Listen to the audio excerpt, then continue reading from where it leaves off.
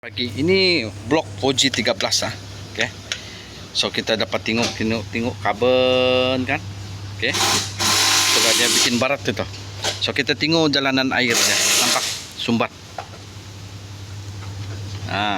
Ini jalan air ah.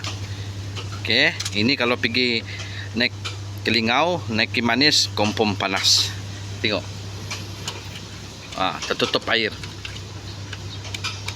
Nampak? Ini karat ini. Oke, nampak. Oke. Oke. Nampak. Oke. Jadi ini mau cuci dan ini blok nih. Mau randam dia. Tapi piston kami belum buka. Piston saya mau gosok awal dulu.